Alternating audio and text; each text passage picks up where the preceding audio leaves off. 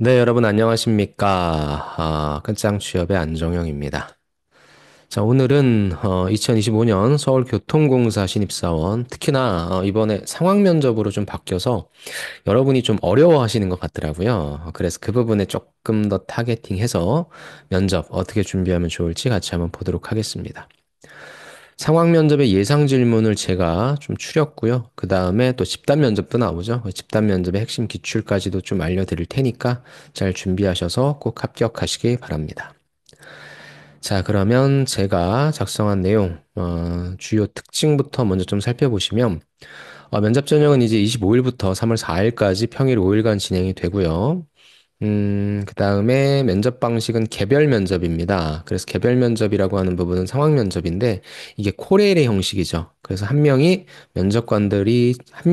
면접관들이 참여해서 주어져 있는 상황에 대해서 대응 능력, 특히나 뭐 이게 일반적인 대기업이나 사기업 쪽에서 있어서의 어떤 그런 상황 면접이라기보다는 직무 관련된 역량을 평가하는 부분입니다.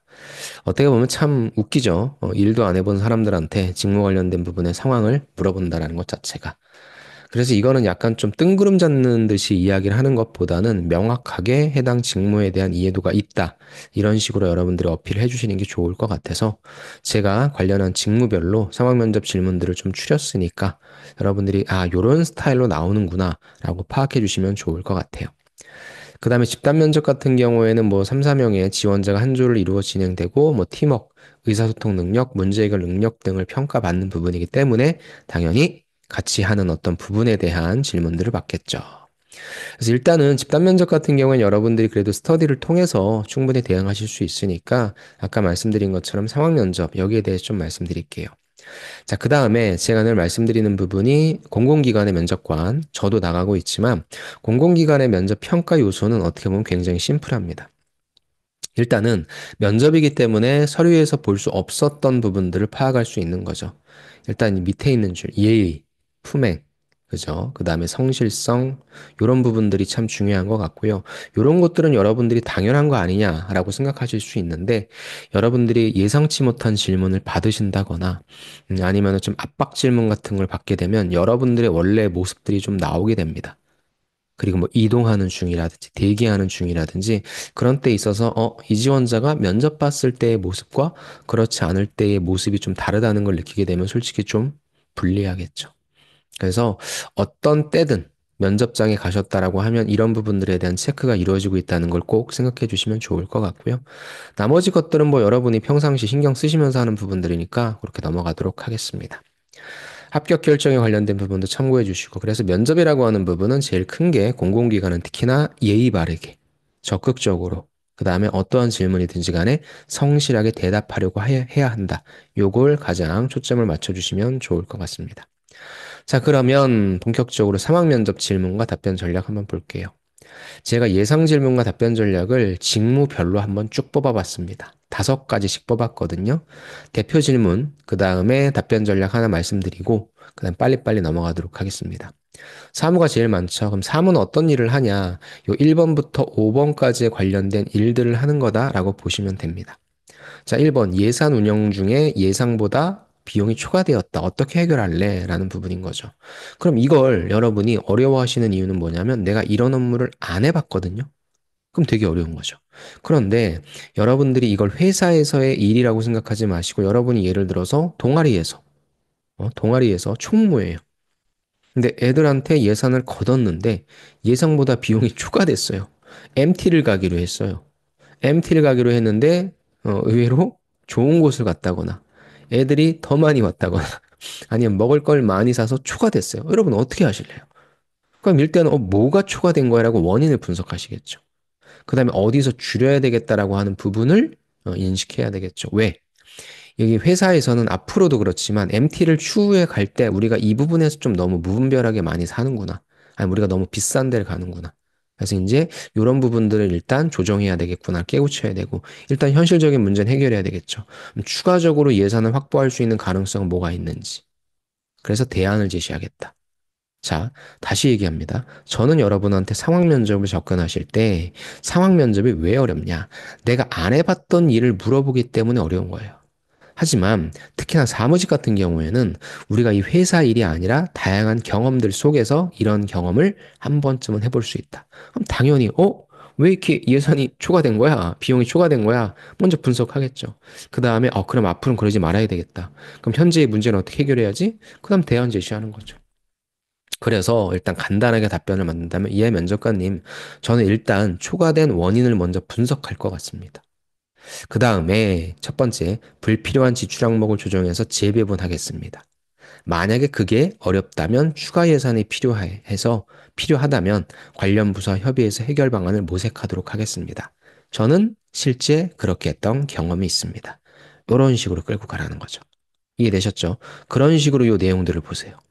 외부 민원이 지속적으로 제기되고 있어. 어떻게 대응할래? 여러분, 외부 민원 맞은 적 있어요? 맞닥뜨린 적 있어요?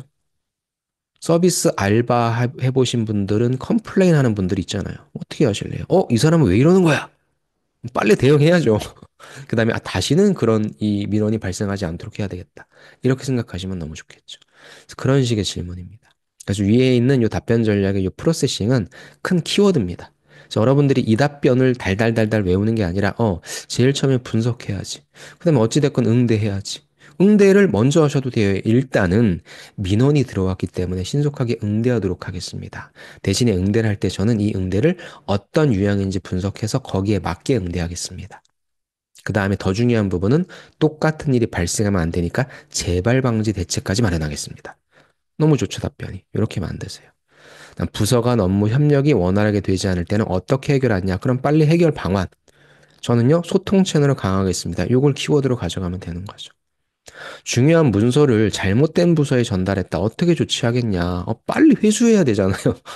그죠? 그다음 올바른 문서 전달해야 되잖아요. 그 다음에, 내가 왜 그랬을까? 앞으로 그러지 않겠습니다. 비슷하죠? 이렇게 하시면 돼요. 그럼 갑작스럽게 업무가 변경되었다. 어떻게 적응할래? 일단 빨리 파악해서 내가 적응해야죠. 그 다음에 기존에 있는 담당자 및 관련 부서 협업하겠다라는 겁니다. 사실 사무직은 질문이 어렵진 않아요. 대신에 제가 사무 경험 안 해봤는데 때문에 여러분들이 힘들어할 수 있지만 일반적인 상황에서 내가 충분히 경험할 수 있는 것들이니까 그런 때 어떻게 하겠는지에 대한 프로세싱을 딱딱 나눠주자. 여기 제가 이렇게 했다라고 해서 뭐 원인 분석을 먼저 하겠다라는 대답을 하는 게 틀린 건 아니에요. 여러분들이 해당 상황에 맞게 이런 것도 고민해봤고, 이런 것도 고민해봤고, 이런 것도 고민해봤다. 그런 얘기를 해주시는 게 정답이니까 그런 부분들을 잘 짚어주자. 아셨죠? 승무 같은 경우에 열차 내에서 응급 환자가 발생했다. 어떻게 대응할래? 이런 상황을 처할 수 있겠구나. 열차 지연으로 인해서 승객 불만이 커지고 있다. 너 어떻게 할래? 차량 내 승객이 폭언을 하며 직원에게 위협을 가하고 있다. 어떻게 할래? 열차 출입문이 고장으로 닫히지 않고 있다. 어떻게 할래? 열차 출발할 때 손님의 문에 끼이는 사고가 발생했다. 너 어떻게 할래? 충분히 발생할 수 있는 상황이죠.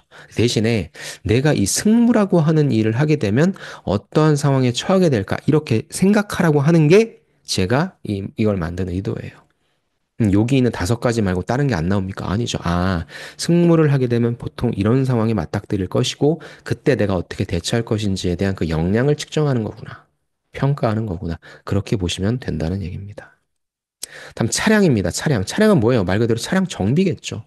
차량이 잘 운행될 수 있도록 이래저래 꼼꼼하게 살펴봐야 되겠죠. 야, 정비한 다음에도 동일한 고장이 반복된다? 어떻게 해결할래? 문제 분석해서 원인 똑같잖아요. 그죠? 차량 정비 시간이 예상보다 길어진다. 너 어떻게 할래? 예상보다 어떤 시간이 길어진다 할 때는 항상 나오는 게 우선순위라고 하는 겁니다. 왜? 자원 관리를 해야 되니까. 그 다음에 신규 도입된 열차의 정비 매뉴얼이 없다. 너 어떻게 정비할래? 부품 수급이 지연돼서 차량 정비 일정에 차질이 발생했다. 너 어떻게 해결할래? 신입 직원이 정비 작업 중 실수를 했다. 너 어떻게 지도할래? 반대로 바꿀 수도 있겠죠. 신입으로 들어갔는데 내가 정비 작업 중 실수했다. 너 어떻게 할래? 다 나오죠. 그래서 이런 식의 질문들이 나올 수 있다. 다음에 전기입니다. 전기. 제일 중요하죠. 전동차니까. 자, 전기입니다. 역산의 전등이 갑자기 꺼졌다. 어떻게 할래? 그죠? 전기시설 안전 점검 중에 위험 요소를 발견했다. 어떻게 대응할래? 정전으로 인해 지하철 운행이 중단되었다. 어떻게 할래? 전기 설비 개보수 작업 중 사고가 발생했다. 어떻게 조치할래? 기온 급변으로 인해 전기 부하가 증가했다. 어떻게 대응할래? 역시 해당 어떤 문제들이 발생하는지에 대해서 전기 직무가 파악해야 될 내용입니다. 다음. 정보통신이죠. 역사 내 방송 시스템이 작동하지 않아 어떻게 해결할래? 난리 나죠. CCTV 시스템이 갑자기 작동하지 않는데 어떻게 대처할래? 승객이 지하철 와이파이 왜 이렇게 안 터져? 어떻게 해결할래? 지하철 내 안내 디스플레이가 꺼졌어. 어떻게 대응할래? 신형 통신 장비 도입 후 직원들의 적응이 어려워. 어떻게 해결할래? 아, 내가 정보통신 쪽에 일을 하게 되면 주로 이러한 어떤 이슈에 내가 좀 접하게 되겠구나. 닥치게 되겠구나. 그런 상황들을 파악하시면 됩니다. 다음 궤도죠. 궤도. 선로 균열이 발견되었다. 어떻게 할래? 그 다음에 장마철 집중호우로 선로 침수가 발생했다. 어떻게 대응할래? 작업 중에 선로 안전 수칙을 위반한 직원을 발견했다. 어떻게 조치할래? 야간 선로 보수 작업 중에 장비 고장이 발생했다. 어떻게 해결할래? 유지보수 예산이 삭감되었다. 어떻게 대응할래? 예, 궤도. 궤도는 그래서 보통 어떤 균열, 침수, 그죠? 그 다음에 뭐 안전수칙 위반, 이런 거를 좀 중점적으로 하시면 될 거예요. 다음에 신호입니다. 굉장히 중요하죠. 신호 시스템 점검 중에 오류를 발견했다. 어떻게 조치할래? 열차 자동운전 시스템 ATO가 오작동했다. 어떻게 해결할래? 어우, 너무 중요하죠. 신호체계 변경 후에 직원들이 적응하지 못하는 문제가 발생했다. 어떻게 해결할래? 신호 케이블이 노후화되어 고장이 잦다. 어떻게 해결할래?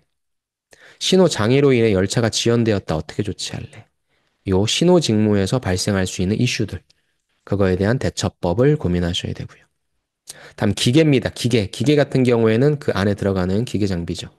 냉난방 설치가 예상치 못하게 고장났다. 어떻게 조치할래? 기계 부품의 수명이 예상보다 짧아졌다. 어떻게 해결할래?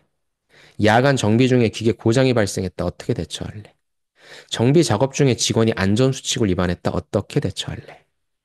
기계 부품의 공급이 지연되어 정비 일정에 차질이 발생했다. 어떻게 해결할래? 그래서 보통 기계 이런 쪽은 또 무엇과 안전과 연결될 수밖에 없죠. 그래서 그런 부분까지도 생각해 주시면 좋을 것 같아요. 다음에 토목입니다. 터널 내부에 균열이 발견되었다. 어떻게 대응할래? 똑같죠, 문제 터진 거. 장마철 집중호우로 인해 역사 주변 지반이 약해졌다. 어떻게 대처할래? 지하철 선로 주변 공사로 인해 지반 침하 위험이 있다. 어떻게 해결할래? 지하철 공사 중 예상치 못한 안반층이 발견되었다. 어떻게 대처할래? 지하철 역사 구조물을 개보수해야 되는데 운영 중이라 공사 진행이 어려워. 어떻게 해결할래? 충분히 발생할 수 있는 여러분이 하시게 되는 역할들이죠. 그때 어떻게 하실 것인지에 대한 어떻게 하겠다라고 하는 힌트를 얻어가시기 바랍니다. 다음에 건축입니다. 역사겠죠, 아무래도. 역사 내 승객 편의를 위해 개선해야 될 점은 무엇인지. 이 부분 같은 경우에는 여러분이 직접 경험하신 부분을 개선점으로 갖고 가셔도 좋을 것 같고. 다음에 노후화된 지하철 역사 개보수 계획을 수립해야 된다. 넌 뭘 고려할래? 역시 할 일이 많지만 뭘 고려할래 하면 무엇이 바로 우선순위라는 게 나와야 되겠죠. 공사 진행 중에 역시 예상보다 비용이 초과되었다. 어떻게 해결할래? 승강기 및 에스컬레이터 추가 설치 요구가 많아. 어떻게 너는 검토할래? 역시 우선순위가 되겠죠. 뭐 이런 부분. 건축 자재 조달이 지연되고 있다. 어떻게 해결할래? 이런 경우에는 예전에 제가 여기 서교공은 아닌데 지하철 9호선 동작역 그거 내려갈 때 그 침수돼가지고 에스컬레이터가 2개월간 정지인가? 뭐 그렇게 붙어 있었더라고요. 그럼 사람들 얼마나 힘들겠습니까? 엄청나게 밑으로 내려가야 되는데 그래서 그런 문제들 발생할 수 있다라는 부분인 거죠. 다음에 승강장 안전 전문입니다. 스크린도어죠. 스크린도어가 갑자기 열리지 않아. 어떻게 조치할래, 너? 승객이 스크린도어와 열차 사이에 끼이는 사고가 발생할 때 했다. 어떻게 대응할래? 충분히 나올 수 있는 거죠. 다음에 일반적인 거. 스크린도어 유지 보수를 수행할 때 가장 중요한 점은 무엇이라고 생각하니? 승강장에서 승객의 안전 펜스를 넘어서 선로에 떨어졌어. 어떻게 조치할래? 승강장에서 휠체어 이용 승객이 도움을 요청했다. 어떻게 도와드릴래?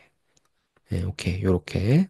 다음 지하철 보안이죠. 또 굉장히 중요한 거. 지하철 내에 절도 사건 발생해서 너 어떻게 조치할래? 당연한 프로세스 이건 꼭 갖고 가셔야 되겠죠. 역사 내 폭행 사건이 발생해서 어떻게 대응할래? 그 다음에 지하철 내 노숙자가 장시간 머무르면서 승객들의 불편을 초래하고 있어. 어떻게 해결할래? 역사 내에서 화재가 발생했다. 어떻게 대응할래? 테러 위협 신고가 접수되었어. 어떻게 대응할래? 굉장히 어렵죠. 지하철 보안. 다음에 자동차 운전입니다. 유지보수 차량을 운전 중에 긴급 출동 요청을 받았다. 어떻게 대응할래? 음, 차량 고장으로 운행이 어렵다. 어떻게 조치할래? 야간 도로 작업 중에 차량 사고가 발생했다. 어떻게 대응할래? 악천후로 인해서 차량 운행이 어렵다. 어떻게 해결할래? 유지보수 차량의 정비 일정을 조정해야 합니다. 어떤 점을 고려하시겠습니까? 네. 실제 자동차 운전 같은 경우에는 제가 공공기관 취업 그 이쪽 컨설팅을 시작하면서 제일 먼저 합격시켰던 친구가 지금 석유공에서 자동차 운전 쪽 들어가서 지금 이제 좀 높은 높은 자리에 있죠. 좀 직급이 돼가지고 아무튼 그 친구랑 준비했을 때는 이런 것들에 대해서 좀 많이 갖고 갔었어요. 음. 좋습니다. 갑자기 그 지금 생각이 나네요. 그다음 보건관리입니다. 자, 보건관리는 말 그대로 여기 근무하시는 분들의 보건, 건강 이런 것 책임지시는 분들이죠. 근무 중에 직원이 심장 이상 증세를 보인다 어떻게 대처할래?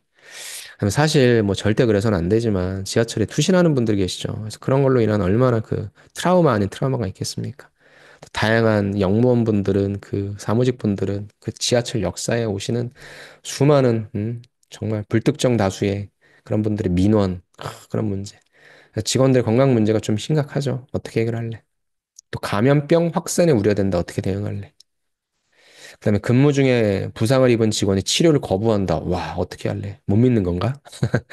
장기적으로 직원 건강을 위한 개선책. 그래서 이런 질문들, 브로드한 질문들이죠. 그래서 이런 부분들도 여러분들이 좀 준비해 주시면 좋겠다. 그래서 아까 말씀드렸지만 제가 다른 어느 곳에서도 하지 않는 14개 직무에 대한 모든 질문들을 한번 좀 추려서 정리를 해봤고 답변 전략도 키워드로서 만들어 놨으니까 이걸 좀 보시면서 여러분들이 힌트를 얻으시고 추가적인 질문에 대한 답변도 가져가시면 좋을 것 같습니다.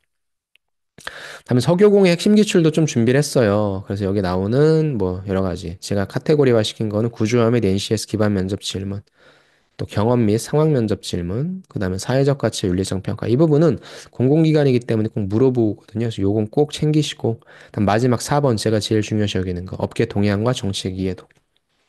공공기관에서는 사실 여러분이 거의 뭐로 평가받고 올라오냐면 필기 시험으로 평가받고 올라오기 때문에 변별력을 내기가 힘들어요. 또 서울교통공사에서 사실상 인턴하지 않은 분들, 그분들 빼면 어떻게 지하철에 관련된 일을 누가 해보겠습니까? 그러다 보니까 변별력을 내기 위해서는 여러분들이 우리 석유공이 어떤 부분을 고민하고 있는지, 무슨 일을 하려고 하는지에 대한 이해도가 되게 중요하거든요. 그래서 이 부분들에 대해서는 답변을 좀 잘 만드시면 좋을 것 같고, 해당 질문에 대한 답변은 제가 여기에다가 또 만들어 놨으니까 요걸 들어가셔서 보시면 도움이 될 것 같습니다.